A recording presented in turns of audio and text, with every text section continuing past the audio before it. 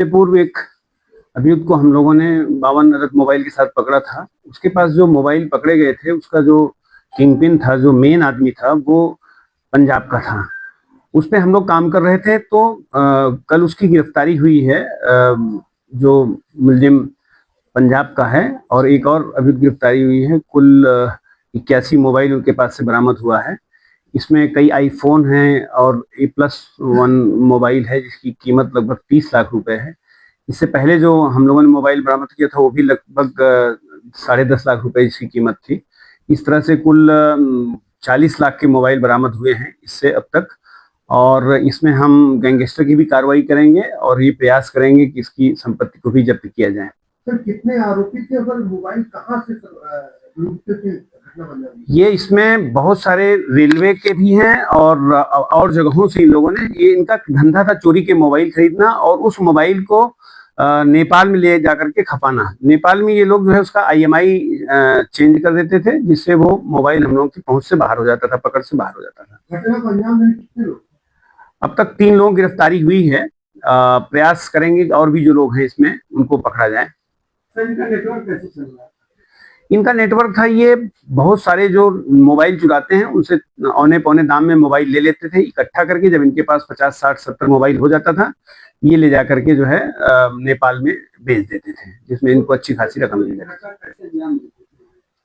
ये बता रहे हैं ना कि ये छोटे छोटे चोरों से जो है मोबाइल खरीदते थे। ये मोबाइल स्वयं नहीं उठाते थे, ये ट्रांसपोर्टेशन और प्लस कैरियर का काम करते थे।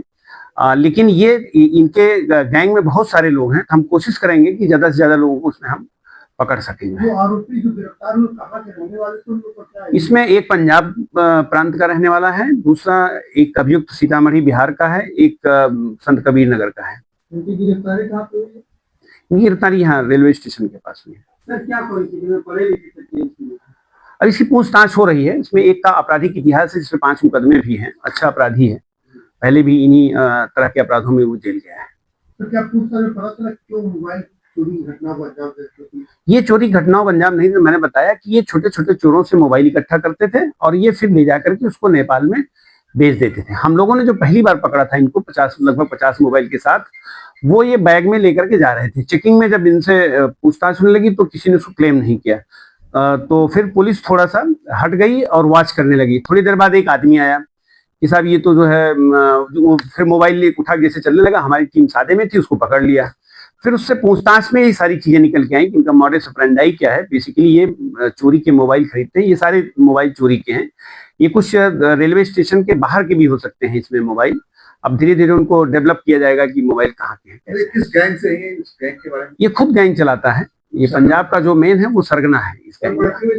क्राइम है, उसको रोकने के लिए पुलिस क्या कर रही है? भाई, बढ़ते क्राइम को रोकने के क्रम में ही तो ये पकड़े गए थे। हमारी सादे में टीम, हम डेली सादे में टीम लगाते हैं, चेकिंग करती है और ये इंश्योर करते हैं कि कोई भी चोर चक्के जो हैं। होता क्या है कि नॉर्मली मान लीजिए कि किसी को हमने पकड़ा, कोई सामान मान लीजिए 50 बैग क्लेम नहीं करता था, तो इसमें इन लोगों ने चालाकी किया कि जब पूछा तो किसी ने क्लेम नहीं किया, तो ये थोड़ा हट गए और वॉच करने लगे।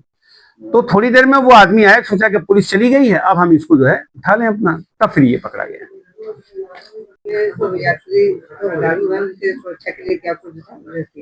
देखिए, इस संबंध में कुछ महत्वपूर्ण स्टेशनों पे हम लोग होल्डिंग एरिया तैयार कर रहे हैं।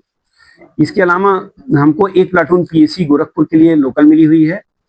2 सब इंस्पेक्टर और 20 कांस्टेबल हमको मिले हुए हैं आगरा अनुभाग से।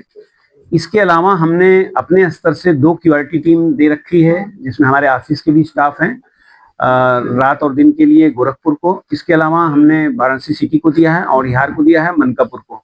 इसके अलावा जो भी और कहीं से फोर्स की मांग आ रही है, उसको अलग अलग थानों से जहाँ पे कम दबाव है यात्रा का, वहां से लेकर के इनको हम दे रहे हैं। और इसके अलावा रात्रि में आप लोगों ने देखा होगा कि रात्रि में हमारी पूरे अनुभाग की टीम निकलती है। 2-2, 3-3 थाना अध्यक्ष प्लस 1-1, 2-2 चौकी इंचार्ज, 20-22 की संख्या में पूरी ट्रेन को जो है चेक करते हैं रास्ते भर। विशेष करके जो रेलवे के सर्विस प्रोवाइडर के रूप में के अटेंडेंट हैं, बिजली कर्मी हैं या जो है सफाई कर्मी हैं, तो उनको जो है चेक किया जाता है कि क्या वाकई में है, इनके पास परिचय पत्र है और क्या उस यात्रा के लिए अधिकृत है कि नहीं। जैसे अभी हम लोगों ने एक वेंडर को पकड़ा, पता लगा उसकी ड्यूटी ही नहीं थी, और सारी वेंडर कह रहे हैं वो अटेंडेंट को, जबकि वो कोच अटेंडेंट के रूप में उस ट्रेन में चलता था, उस दिन उसकी ट्रेन नहीं थी, शराब के साथ पकड़ा गया। तो बेसिकली जो इस तरह के सर्विस प्रोवाइडर कंपनी के हैं, उनकी संलिप्तता पाई जा रही है, तो उनके लिए विशेष प्रयास हम लोग कर रहे हैं। रात में विशेष करके इन्हीं की चेकिंग हम करते हैं कि किसी कोच में ऐसे संदिग्ध व्यक्ति तो नहीं चल रहे हैं जो पता आदमी सो गया और सामान लेकर उतर गए और अपने को शो कर रहे हैं कि साहब हम रेलवे के एम्प्लाई हैं और रेलवे के काम में लगे हुए हैं।